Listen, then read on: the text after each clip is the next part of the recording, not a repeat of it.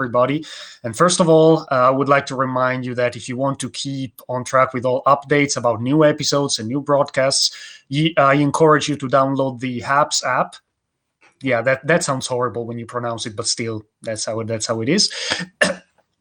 And if you enjoy my program, please also feel free to support my work with those coins that you get once you log in into the program. All right, now formalities are have been taken care of. So let's get to the point of today, which is welcoming our very special guest, Professor Ramesh Boonratana from Mahidol University in Bangkok, Thailand. So thank you, John, for being here, for joining us, and welcome. Hello, good evening. Thank you for inviting me. This is kind of new and strange for me, so I'll try my best not to disappoint you. Oh, that is for me to say, actually, but yeah, I'm pretty sure it will be great on your part at least, because I mean, I met, just to give everyone a bit of context. So I met Ajahn Ramesh 4 years ago. Already 4 years, oh my God. When I was an exchange student at Mahidol University International College, and I had the pleasure to attend one of his conservation biology courses. And Ajahn Ramesh is an experienced conservation practitioner. He's been working in the field for decades by now, both in teaching and in on-site and on the ground work. So first, I suggest we start from the very beginning, because you, Ajahn, you entered the conservation field at a time where things were a lot different than they are now, perhaps. So what actually pushed you into entering the wildlife science, wildlife conservation world, and how was your experience in the beginning of your career? I think it was unplanned in a way. I mean, it was unplanned as a career. It was purely accidental. I think what happened was that when I was doing my bachelor's, by the final year, I was doing my bachelor's in anthropology. We had to determine what we were going to do for our master's if we wanted to continue, and to talk to the various potential supervisors. And there were a couple of fields that interested me, but it did not drive me. But there was one that was quite keen on, that was forensic science and forensic anthropology. But the potential supervisor, who's a geneticist, thought I was poor material. I was not a brilliant student, and I have my idiosyncrasy. I'm pretty nasty, you might say, as a student. Well, I still am. Anyway, so what happened after that? We're still on that stage of searching, I met this professor who later on became my supervisor.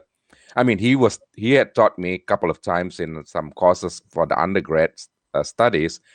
We were not close at all. I think he did not like me much, and I did not like him much. But we met outside a movie hall waiting for the movies, he and his family. And out of cultural upbringing, you meet someone, you have to say hello, make some small talk, chit chat. So, and then ask him about his field, primatology. And we chatted a bit, and he said, okay, if you're interested to know more, just come to my office tomorrow. And he told me later on, when we got really close, that he did not expect me to turn up at his office. So I did. I turned up at his office, and so I asked the usual question that a student would ask. Okay, what's your advice? What books should I read? Blah, blah, blah, blah. What text am I not? So I was expecting to get a list of literature for me to read more, so that I can have a better idea about primate or primatology. He told me, well, I'm not going to give you a list. There are some monkeys in the forest behind the campus. I want you to go and see those monkeys and come and talk to me after a week. I left his office thinking, what a weird guy. So anyway, my story is very long. I can't tell short stories. So anyway, I did go to the forest, saw the monkeys, came back 1 week later, and again he didn't expect to see me because he didn't like me very much. So then I told him, "Oh, it's not possible for me to study primate." And I'm talking about primate behavior because there are many aspects of primatology. It was primate behavior. So I told him it's not possible for me to study the primate. I have no idea what they were doing. I followed them through the forest. They were running away. They were doing this. They were doing that. So I was just describing to him what I saw and my frustration. After my ran for about half an hour, he looked at me differently and he told me that you don't realize it, but you've already done observation and you've done fantastic observation. And that's how it happened. But this was not conservation yet. This is how I got into primate. So yeah, I went to the forest. It was close to the campus. Went to the forest, chased after the monkeys, followed them, and felt that, hey, this is something I'm good at. Because I was poor at everything. Since a child, I was poor at everything. My health problems and, all the usual problems growing up, teenage life. But here I was good at it.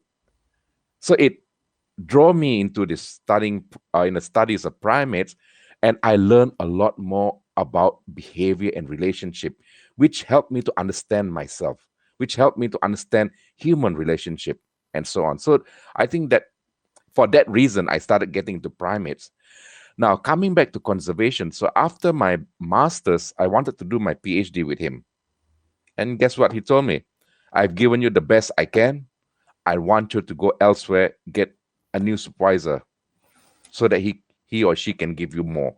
And this is a wonderful guy. I mean, until today, we're extremely close. But you rarely see a person giving such advice. So I came back jobless, no funds, because unfortunately I come from a country where there's a lot of bias when it comes to race. So I belong to the group that they classify as others. We'll go into racism some other day. But anyway, so I didn't have the scholarship. My dad was not going to fund me anymore, right? And it's difficult to find work. So I kept on applying for a year. I kept applying here and there. Then again, there was a project in Malaysia. They were looking for a project executant or researcher basically on rhinos. So I applied for that, went for the interview, but I left the country for so long that my language skills in that native language was rather poor, especially in technical terms. And I was trained in primate behavior, not rhino behavior. So of course, I didn't get it. But surprisingly, about 10 years later, I was running the rhino project for the Wildlife Conservation Society. So it's quite a twist in life. Anyway, so after that, I decided, okay, there was another offer in India to do a PhD. And I said, okay, since I couldn't get admission anywhere, I mean, I got admission. That's the irony. Okay, I wanted to do my PhD. I was keen on doing my PhD. I met several professors at a conference, and they were from the US and UK, and one from Thailand. And I talked to them, and they were interested in having me on. So we communicated. Those days, communication was snail mail, so it took forever. And they accepted me. Hurrah! But there were no funds. The usual story for a student. Usual story. There were no funds. I could not get any scholarship, blah, blah, blah, blah. So I tried, keep on trying. I failed. Then I came to Thailand, met one of the professor who I met at a conference, talked to him. Again, he accepted me, but there was no funds. So I went back. Then I decided, okay, I'm going back to India to do my PhD. I'm going to just pass through Thailand one more time and see if there's any good news. So talk to him again, still no good news. And as I was leaving his office, he said, okay, I'm having some beers with some researchers, wildlife researchers this evening. We said, okay, sure. So I joined him, and there were big names there. Here I am, a fresh graduate, and there were big names studying peafowl, studying tigers, and so on. Different people, they're having beer, and they're so fun. And the guy who was studying large carnivores, he was from Conservation Society in New York. He was looking for an assistant, a field assistant, and he's been trying for, I think, almost a year. Nobody wanted the position of a field assistant. And the only reason why they did not want was he was giving them a salary of 5,000 baht. That's equivalent to 100 plus US dollars per month. But for me, it was not the money. It was an opportunity. An opportunity to learn. So I gave up my idea to go PhD. I canceled my flight. I mean, the PhD, I had some small scholarship. I said, this was an opportunity. I was brave. Maybe I was stupid in Asian terms. Yeah, not for me to judge. But from a society that it was brought up, that would be a dumb mistake. I mean, leaving everything to go for 5,000 and no insurance, nothing, just a field assistant. So here I am. I went to the forest. I worked as a field assistant studying large carnivores in Western Thailand. So from that, then I did I became a field assistant to that professor in Bangkok, in Mahidol. He's one of the world's topmost gibbonologists, a person who study gibbons, right? Or Warren Brockelman. So I became his field assistant, did surveys on gibbons. So I learned many things. So the money was nothing. I got some seed money just to survive, right? And being a student for so many years, you can live anywhere, feed on anything. And I did my own small project. He gave me a small project to look at the illegal trade of varanus. So I started dabbling in many things, learning, being an assistant, and doing some mini projects until one fine day I got a scholarship to do my PhD. So I did my PhD, but at the same time, because of my willingness to work in the field and exposure to different wildlife, Wildlife Conservation Society offered me to sponsored my conservation project in North Borneo. So I was doing a project for them, a conservation research project, and simultaneously using that data for my PhD. It's what more can you ask for? Doing a conservation research project and getting a PhD out of it. So it was brilliant. So actually, that's how I got into conservation. It was from the observing primates from the behavioral point of view, and then going to becoming field assistant on various conservation research projects. And that's when I built up. So it was initially wildlife focus. Am I telling more than what I'm supposed to tell you in this short question of yours? No, but or you want me to go on? No, I mean it's what I was wondering is that this is basically like your stories in many respects. It's basically the exact opposite of what's like usual normal, like standard guidelines and normal advice to students says, because like they're always like you need to have a clear plan in mind, you need to have top grades, you need to click immediately with your supervisor, you need to find funding and such, and then you come in and you say, yeah, my supervisor and I didn't even like each other, and then I was I basically ended up there by like the transverse ways and such. So it's definitely interesting because it makes you wonder like how gold, are those guidelines really the gold standard, or are we paying too much attention to that sort of stuff? I think we made a mistake here because I don't consider myself as an academician. That's why I'll keep, when people ask me, I don't call myself a conservationist also, because that's rather broad. But I used to call myself a conservation scientist, but now I would call myself conservation practitioner, because this would include people who don't have degrees but are doing fantastic job out there.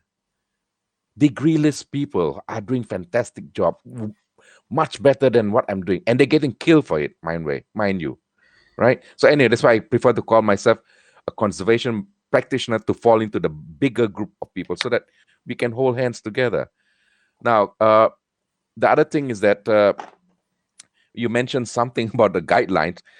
When I do hire field assistant, when I take people on my project, because after I did work for WCS, I was a consultant for another 10 years. So 10 years I was with WCS doing various projects, working on rhinos, elephants, threatened primates in Borneo, in Vietnam, and so on. Then I had a nasty accident. I fractured my calcaneum. My truck went underneath a logging truck. Fractured my calcaneum, partially blinded. So I went into a depression because as a field worker, as a field researcher, you need your legs. And I couldn't walk for a long time. So I took up a teaching job, but okay, it was fine. Until I got better, then I took up consulting work. And for the next 10 years, I was a consultant, short-term consultant. I was more like a troubleshooter. So I would work in various parts of Southeast Asia, South Asia, and East Asia. And that broadened my scope. That it was every single day of learning. So I was running projects, short project, large project. Then coming back to what we were talking about just now. So when I hire staff, sometimes staff are given to me like the government staff, blah, blah. But when I hire staff, either as field assistant or rangers, I don't look at their qualifications, because qualification sometimes does not say much, but I look at the passion. So you can give me the dumbest of all guys, but if he or she has the passion, I can turn that person around to collect good data. Because for me, field work under trying conditions, you have to have passion. You get sick, right? You get shot at, maybe, depending on the kind of work you do. People hate you, right? And so on. But you have to have passion. So this is one criteria I use. Of course, not someone who's as totally thick as 2 bricks. then that's different. That reminds me, I had a guy, he joined my project as a driver. I rented a vehicle for the project, and he came with the vehicle. So when I was preparing the team, it was a mixed group team. There was police, border police, there was military, there was the forest staff, and there were militia from the villages who were in charge of the one area. So I was using what do you call this,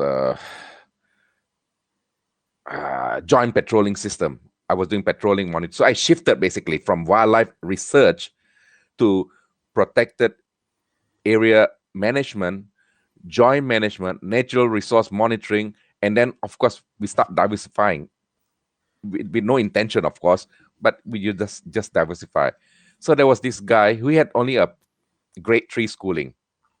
So he came to me, he said, Achan, while you guys are in the forest, what do I do? I said, you wait at the truck or come to where you drop us, because we have to hike in, and just a few days before, just in case, and wait. Then he said, can I follow you? I said, only on one condition, because I don't like outsiders in my group, because they can mess things up, especially when you're dealing with communities. If you're totally in the forest, it's fine, I can trash him up. But when you're dealing with indigenous groups, ethnic minorities, you have to be very careful. You don't want to upset them. So I said, okay, on one condition, you have to attend the training. So I was giving training for about 2 weeks. He attended.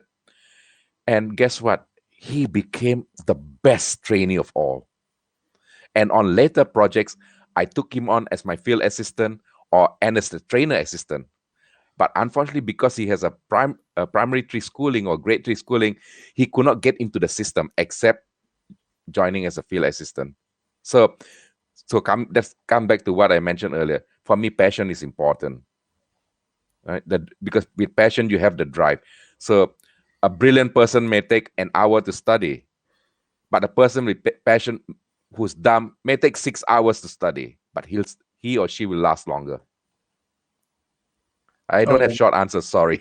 Oh no! Actually, I was definitely not expecting short answers. Indeed, and again, that I do think this is an extremely important point, because perhaps especially here in the in the West, where getting degrees is now basically the norm for, but maybe not anyone, but it's like common, like mainstream, totally mainstream. Then the common perception is that if you don't have a degree, you're not suited for any like supposedly highly skilled job and such and so. But this erases so many people that actually would do great if given the opportunity, but then they are immediately discarded just because they don't have a piece of paper obtained at university XYZ. Yeah, we are losing a lot of good people in that manner. And I keep telling, and I think I probably told your class also, I mean, you don't need a degree, but sometimes you need a degree, right? Depending. And also, I went for my degree initially for my personal purpose, but I later on, sometimes getting a good degree means getting good training, getting a good academic training. And I've seen people who don't have a degree, but they're fantastic in the field.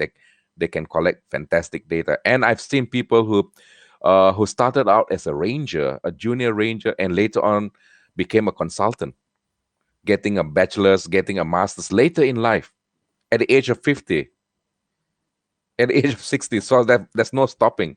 I had a colleague when I was working on my PhD. She came to Thailand accompanying her husband. She's from the US. Her husband was working and she got bored. She said, okay, I'll do something. She joined the master's program. And at the age of 50 plus, she did a master's, and she was great. She was in the forest chasing gibbons around.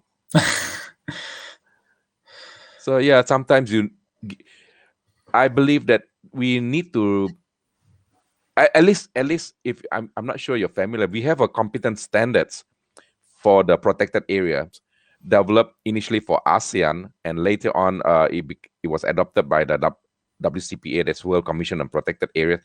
But I don't think any or many countries have adopted this competence standard, because it tells us what we need to be competent in for that particular position. So qualification is one thing, but here we're based on competence. So it drives people. So I want to go for a higher position. These are the competence, or these are the skills I need. So they know, they have a clearer career path, because most forest staff in developing countries, like I'm talking about Africa, Asia, they have no clear career paths. And in fact, the sad part about protected areas, although it's a gold mine, nobody wants to work there. Because why work in an environment where you are falling sick, you're isolated, and you get a measly pay? So it's not lucrative enough. It's not lucrative enough because of the poor pay scale, and mainly because we don't have a clear career structure. And that's something we have designed a few times, but again, I'm not at the level to influence policy makers and decision makers that much, except once in a while on some projects. I know we have digressed a lot, haven't I?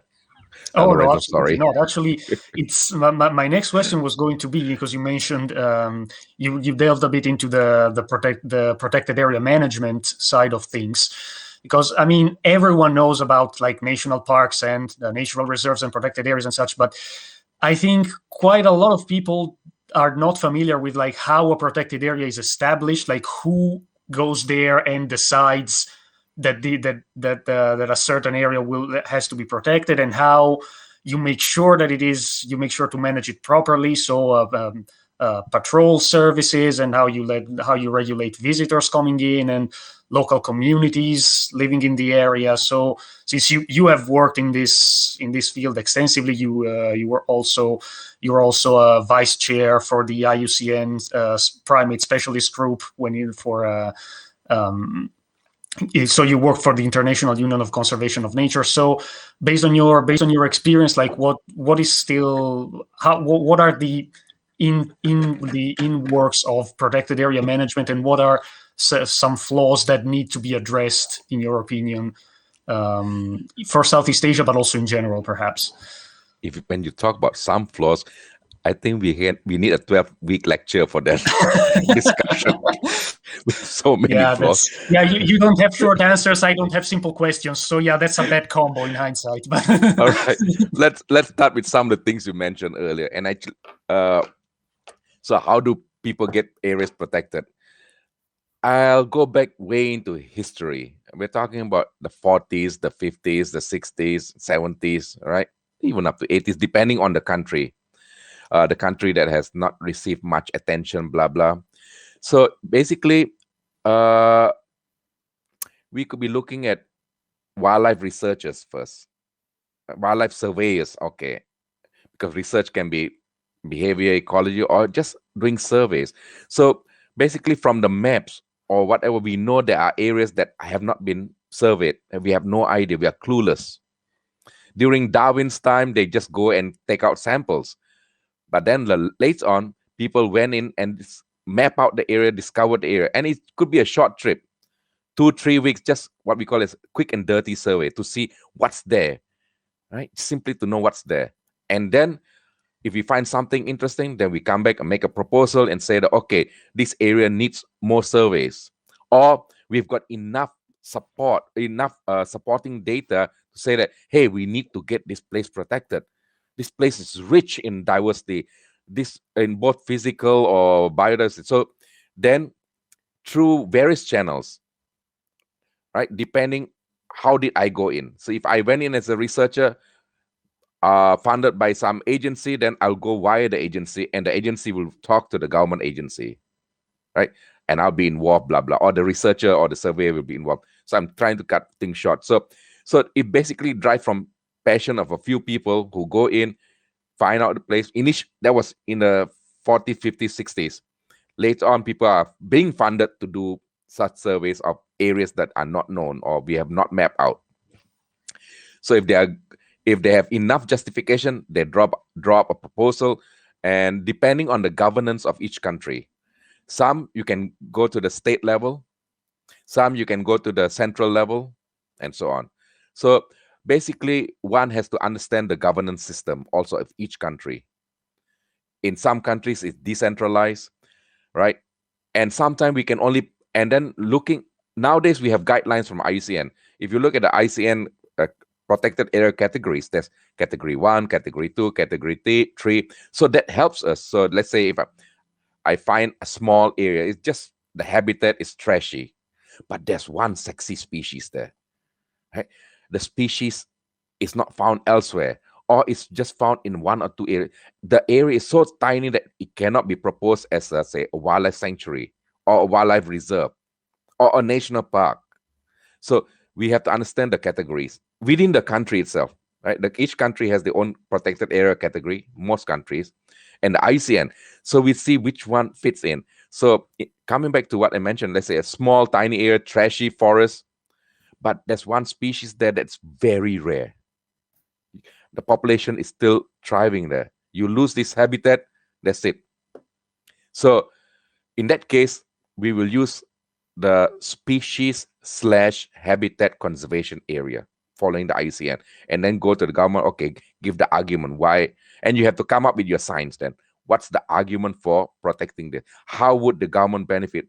So it could be the government at the district level, or the provincial level, or the national level, and then in some countries it can be done in a straightforward manner. Say in a Western country or in the developed country, there are systems. But in some other countries where I work, you have to go two-prong. That is, you go through the formal way and you go also through the back way. That means you get drunk with the officers, you get drunk with the officials, you get drunk with the governors to influence them. So you go by all possible, or you go through the party system, depending if you're working in a communist country. So you try every possible angle to get the place protected. I mean, that's putting it in short. In terms of getting areas protected, now we have a system. Most countries have a system. And then in terms of management, traditionally, it was nasty. Traditionally, whenever a place is declared a protected area, whoever is living in that area get kicked out. And some countries are still doing that. I'm not going to mention the countries for being diplomatic here. Maybe over beer, I'll probably blurt out. There are some countries that still do that, but traditionally, authorities would get rid of the people living in those protected areas. But now the way to go is to incorporate those people, those indigenous people who are living in and around that area that we are going to protect, into the management system. And this is the beauty of it. I mean, a lot of people who have worked in protected area and conservation say it doesn't work. For me, it depends. It depends, because in some places I work, it works. It's how you approach them. We cannot go by standard cut and dried. Okay, this is what you're going to get. This is how you're going to benefit. These are the ecosystem services, blah, blah, blah, blah. No, these people cannot think more than tomorrow. They feed by the day. They live by the day. We're talking about indigenous people with no education, no access to facility. All they worry about is the food. So my approach with them would be to ensure food security. I won't talk about, hey, the tiger is a sexy species. It's a flagship species. It's globally renowned. No, they're hungry. So the approach should be different. And these are things I've changed over time. I mean, I was a hardcore wildlife first when I was with WCS, when I was in Borneo. But when I went to Vietnam, to Laos, there were people living in those places, and they were beautiful people. They were very warm. They had nothing, but they can share. So that's when I started going beyond wildlife. So from wildlife to habitats inclusive of humans. So it's a multi-approach. So there's no one single approach. And it also, to a large extent, it's the personality of the people involved. So I can't tell you that, Lorenzo, this is what you have to do, because you are not me. But I would tell you, Lorenzo, okay, from your characteristic, maybe this is your approach. Maybe, okay, these are the basic guidelines, but you would use your personality also. Right? So I would try to see which let's say I had a PhD student a long time back. So he was probably the only person I trained in acquiring sensitive information without asking questions. That's a trick. Okay. Yeah, that Which I'm not going to say that's that. definitely interesting. Because normally we would go to a community, or people will bring notes and one of you write down, or hidden recorder, blah blah. If you have a hidden recorder, fine. But those days we didn't have all these tools, and you memorize the questions in your head. But what you do is that briefly you encourage them to talk. They may digress. Let them digress. Talk about the weather, and don't be smart. Because the moment you're smart, people are not going to tell you things. But the moment you're curious and dumb, people tell you a lot of things. So, but those are information that we did for gathering information on illegal affairs, forest crimes, or wildlife crimes. But for general stuff, it's fine. I mean, you do a survey. Do you have this species, that species, blah blah? That's straightforward if you're going to the village. But again, you have to be patient, and you have to understand the culture and the culture of their language. Because if we go by a standard textbook approach of doing a interview survey, we can get it wrong. I got it wrong. I learned the hard way. So I'm sharing my mistakes rather. I'd like to go back to something that you asked me earlier about graduate student. I think one of the flaws, this I have to emphasize because I keep raising this up. There's a flaw in our education system. Many flaws, but this one part in particular. All right. When people do their graduate studies, PhD or masters, in wildlife related things, they are being forced to test a hypothesis. What's your hypothesis? What's your null hypothesis? I mean, even in wildlife research. Now, for many in wildlife conservation research, sometimes there's no hypothesis to test. It's pure descriptive study because we don't know anything about them. So when you don't know anything about them, how can you protect them? But universities are going along this line. In the university I'm teaching is going along that line. What's your hypothesis? But we are a bit more flexible depending on the support of the professor or supervisor. But if they go by the standard, okay, you're studying the rhino. What hypothesis? No, we're not going to test hybrids. The Sumatran rhino is so rare that we need to know where they are, how do they go about their life, which areas to protect, and how do we go about protecting them.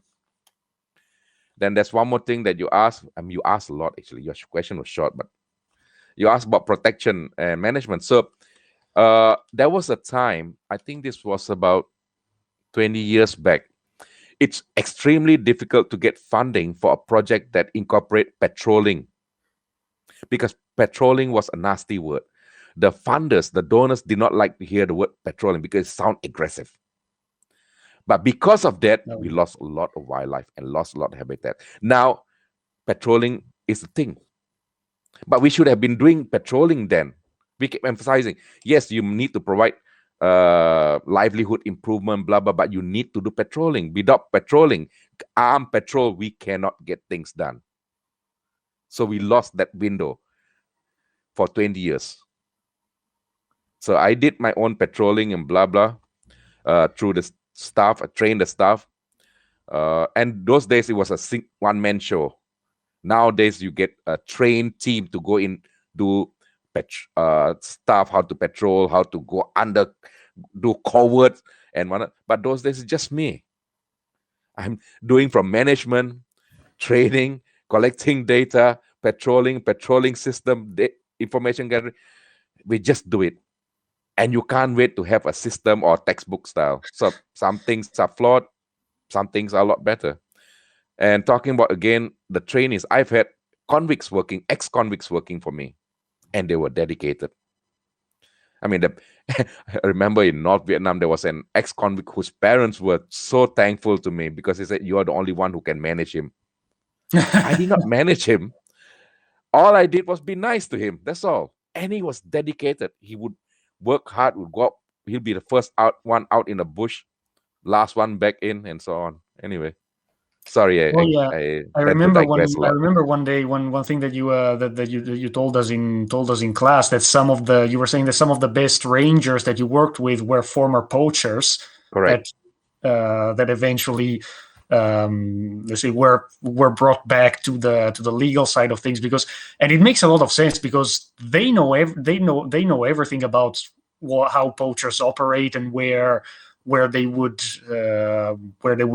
hide, how they would move around. So yeah, that makes a lot of sense once you think about it. There's two sides of the coin, and both sides are correct, because some of my friends and colleagues would disagree to this, because the poachers turn rangers to be better poachers that can do more damage. But there are also cases of rangers providing information to the poachers. And these are not disclosed in any reports, unfortunately. This ought to be made known because it helps people learn from mistakes. Because there are projects whereby the rangers because they're out there patrolling, they know where the tigers are, for example. And they will provide the GPS locations to these guys because they're recording. So it can go both ways. So you have to have some kind of safeguards, some mechanism, right? And I'm not saying that all my trainees turn out to be fantastic, but at least the villagers that I've worked with, most of them have turned out to be very great, because I give them a reason. And it's not my reason. I try to discover what's their reason, or find out what drives them, or what is very important to them. For many of these indigenous people, for them is food security, their family, very important. So if I can assure food security and the community as a whole benefit, then they're on board, right? They'll be on board. And I've seen forest rangers who were assigned to officers, I would say, junior officers assigned to me, who got good pay and everything. But no, they're just a bunch of lazy bums, or some of them worse, crooks. So there's no cut and dried framework or template. Oh yeah, I well, can go more. yeah, that's probably what transpires the most from your words. Like there is no like clear cut solution, one size fits all. So you always have to go on a case by case basis, which at least from what you were saying is exhausting at times as well, because every time you have to adjust to different conditions, different situations, different circumstances. So yeah, hats off for that actually, because it sounds like a hell of a lot of work. Actually, it's not difficult. That's an easy way. Go in with your mouth closed and your ears open. That's all. And eyes open. Learn. The first few days, learn. Over the first few, I mean, of course, you keep learning. But if you go in with a preconceived, hey, I'm a scientist. This is how we do patrolling, blah blah blah. You go, or this is how we do research. Then you'll not learn. But try to understand the topography. Try to understand the wildlife. Try to understand the threats. Try to understand the impacts. Try to understand the consequences. Try to understand the people, their livelihood, one village to the next village, maybe an hour away, but they have different practices, different issues. So learning, basically, willing And to yeah, learn. this brings up my last question for today, and I think you will like this one because it is directly tied to your favorite book, The Godfather. Because I remember then, I remember that when again during one of in one of our classes, you used a quote from The Godfather to explain how interdisciplinarity, how important interdisciplinarity is for conservation practice. If I remember correctly, because I haven't read the book yet, the quote was, "A lawyer with a suitcase is more dangerous than 100 men with guns." And you said that to emphasize how there is a lot of like non-wildlife related and not non-science related work going on in the conservation field as well. Legal frameworks to establish protected areas, to determine what legal consequences this would have, or for violating protected areas and such, and also anthropology, which you yourself studied as well, because you need to understand people alongside animals. So also as a teacher and a conservation practitioner, do you think that prospective students entering the wildlife, the conservation fields, are receive an adequate preparation in that sense, so to be ready to broaden their perspective to disciplines that are not directly tied to simple wildlife research? Uh, that's a very difficult question. It depends on where one study anyway, and the Oh environment yeah, true, that true, one is of in. course. But one thing I find in common, a failure among field scientists or conservation scientists, is that they lack social skills. So I would strongly emphasize that people who take up science, to study wildlife science, to to take up on their own or a minor or some courses in sociology, in especially anthropology, social anthropology, that will help them a lot. Because understanding how things, because what's the problem with conservation? What's the biggest, let me ask Lorenzo, what's the biggest obstacle to conservation? Ooh, yeah, that's well. Just name me one biggest Just hurdle. one. I would definitely say that cultural divide is a big issue. Maybe I don't know if it's the biggest, or I again I'm not even 25 yet, so so and I've been here sitting on my couch for like a year, so at this point, so I mean I I have barely any experience, but yeah, that definitely sounds like a one of the big problems at least. Okay, that's a subset of the biggest hurdle. I would say hurdle. I wouldn't say problem, but the hurdle to achieving conservation. Now, often when you read textbook or papers, or you go to conferences, or you talk to various people involved in conservation, whether they're scientists or otherwise, they will say not enough, no budget, which is true. But that is a problem. That is not a hurdle. That is an issue. But a lot of us have done conservation with little money. I've been eating rice and peanuts for 6 months in the forest of Vietnam. And I look forward to my meal. Breakfast was rice and peanuts. In the field was rice and peanuts. Dinner was rice and peanut. Once in a while, maybe we get a pumpkin when we venture one day away from the camp. I tell you, it's no fun. Very low budget and very difficult to get to anyway. So yes, budget should not be an excuse. If you get good budget, you can do better stuff. Researchers today said, I don't have a GPS, I can't do it. Hey, how did people map out the world in the past? They use compasses, they use maps. That's how they walk. We don't have a tool, iPad or whatever, to take down the notes. Now you put every behavior into the computer. Or the monkey is jumping, you tap the right behavior. We just had a notebook, binoculars, pen, that's it. And of course, maps and compass. We had to be, and we were our own cook. We didn't have field assistants to start off with. So budget is not the main issue. And a lot of time, we talk about budget, there's plenty of money out there. But much of the money doesn't get to the ground. That's the sad part.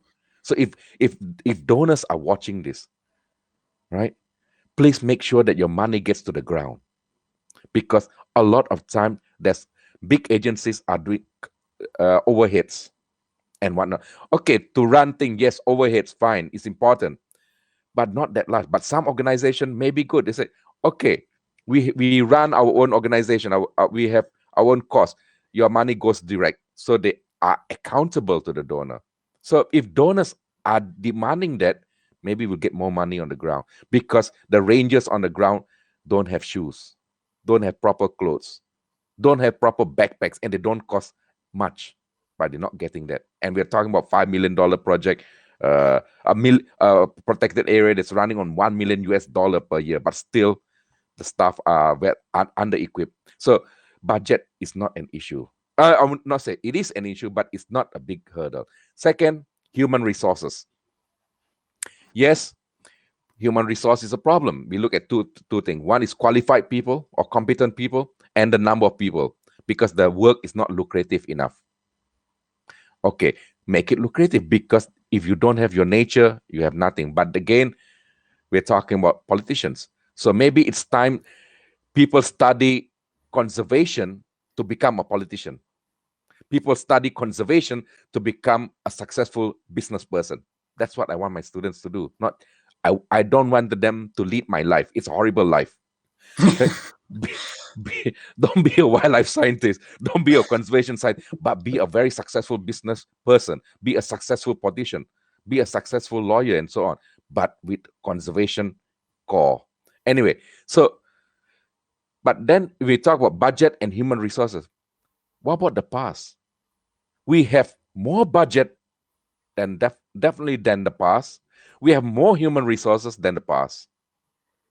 But why are we losing more biodiversity? Why are we losing more habitat and ecosystem? We got more budget, more humans, well-trained people, better equipment, and so on, because of one big hurdle. We have not overcome the human attitude. My opinion doesn't have to be yours, doesn't have to be No. that's the way I see it. The biggest hurdle is human attitude. That's why I emphasize that, okay, schools, universities should all have, say, a liberal arts education approach, where students of different majors will learn something about the issues of climate change. We'll learn issues about marginalized societies, all those things, human rights, they will learn. They don't have to move away from their major. They'll still become a medical doctor, they'll become a nuclear scientist, but with all this incorporated into their thinking, into their mindset. Because once their mindset changes, the attitude changes. So this is our biggest hurdle, attitude. We are fighting against attitude. And one of the problem of in trying to improve this attitude is that scientists themselves are a problem. I am a problem as a scientist. I speak a language that the wider society cannot understand.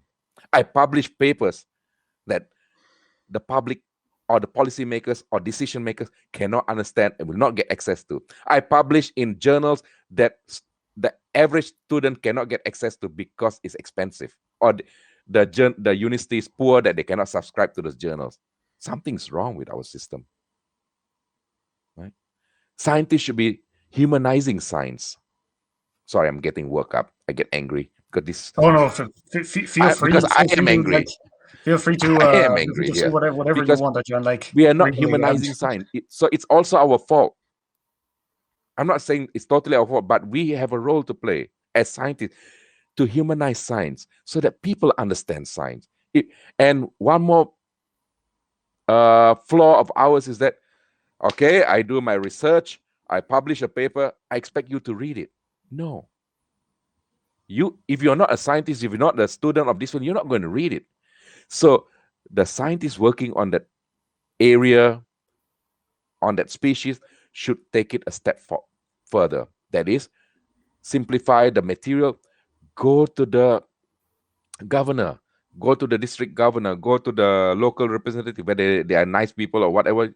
There's no harm. You use a different angle. So maybe the governor is not interested in tigers.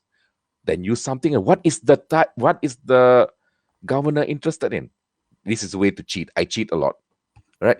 And again, from Godfather, what did Don Corleone say? Make them an offer they cannot refuse. But of course, turn it around in a positive manner. So what is the governor interested?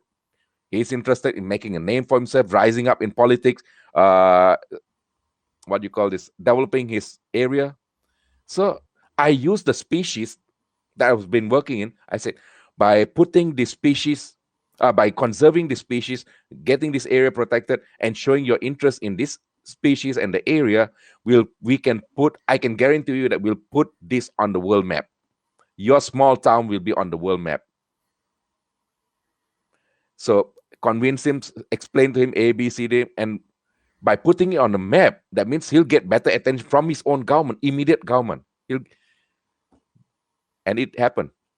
I got the place protected, and I was just fresh out of school. I still consider it one of my biggest achievement as a no one, because no one would listen to a student. That's one more mistake of ours. We don't want to listen to students. We don't want to listen to fresh graduates. They are brilliant. They are freshmen. I'm not saying all of them, but it's worth listening. We are arrogant at times as scientists or as adults. So I think my best teachers are my students also. Sorry for getting worked up. I'm still angry. No, absolutely.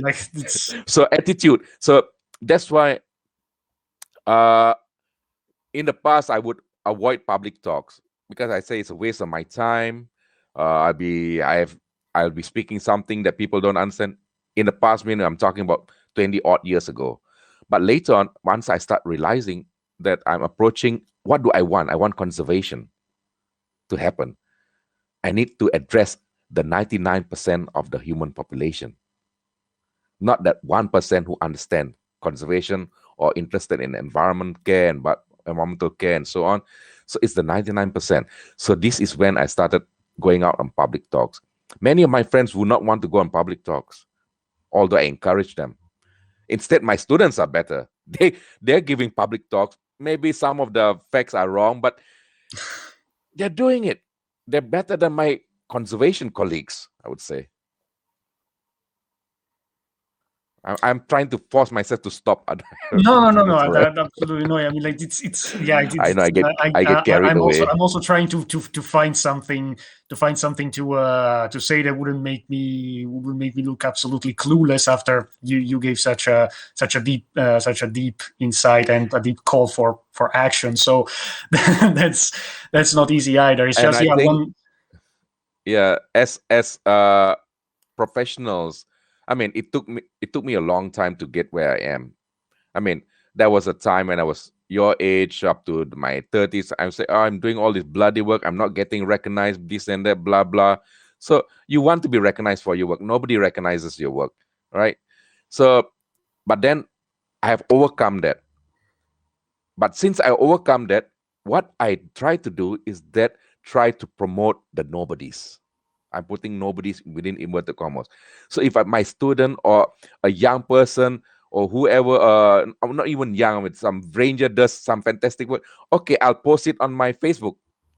At least spread the word, right? Highlight the person, because these are things I did not get except from my own supervisor. So because those kind words motivate them. They need motivation because it is very depressing feel. I went through a lot of depression in my younger days. I was wondering, why am I doing this? Right? It's killing me. I'm getting sick. I'm losing family. I'm losing friends and whatnot. So, but then you come to a stage of, since I did not get it, doesn't mean others should not get it. So I do my role by encouraging others, promoting others, and hoping that they'll achieve more than what I can. So it doesn't matter about recognition. For me, I would say you just do it. You know you've done it, whether successfully or not, but at least you're happy you tried. At least I can die happy, might say, in that sense. I tried. I won't be happy dying, but at least I tried rather than not tried. No, yeah, that is definitely that definitely me neither. Whenever the time comes, but yeah, no, I I do think that what you just said is extremely important. Like, I mean, I published my first paper like around a month and a half ago, and I was like, when I tried to when I read, I was so excited, and then I downloaded the finished paper and I started reading it, and it's about 15 pages, and I legit gave Wow. up at page 11 because my brain was just too fried. So I was like, damn, if I myself can't even manage to read my own paper, how can I expect it to have like an impact and like influence influence government practice and such? So yeah, that definitely hit me right in the face right there. Right, but what you're doing now, and what a lot of young people are doing, or I won't say, yeah, I would call them young because they're younger than me. You have access to social media. Make bloody good use of that. Right? You have tools. So promote your own work, promote the work of others, because I've seen your Facebook. Let's say you're working with some guy in Africa. Nobody knows about him, but by posting it on your Facebook, people know about him. That's a simple act. That's all. So you don't have to be a big professor to promote someone junior to you. You can be a student who can promote a villager. Just highlight, oh, I met this great guy.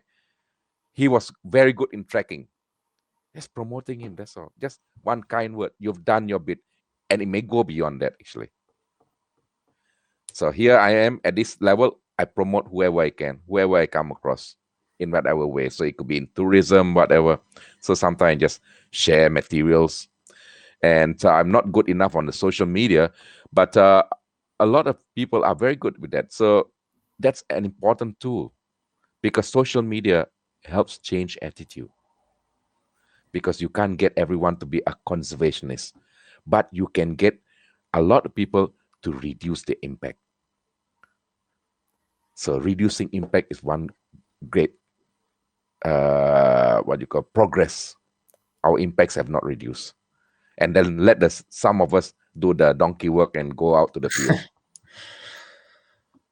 All right. So, well, I mean, at this point, like how that I think you basically said it all, John. And again, thank you so much for being here today. I think I can honestly say this was the interview I enjoyed the most so far. No offense meant to all my previous guests who were absolutely great too. But I think this was truly instructing, and just like your classes were back 4 years ago. I forgot what I thought. Thank you so much. Thank you so much for that, and thank you to the audience for being here today too. So yeah, we will be back as always next week with a new episode and a new guest, and I hope to see you all there when it is. I haven't scheduled it yet, but I will shortly. So thanks everyone again. It was a real pleasure to have you all here, and I hope to see you soon. All right, cheers. So what do? I lock myself out? Oh yeah, don't worry. I'll do that just now.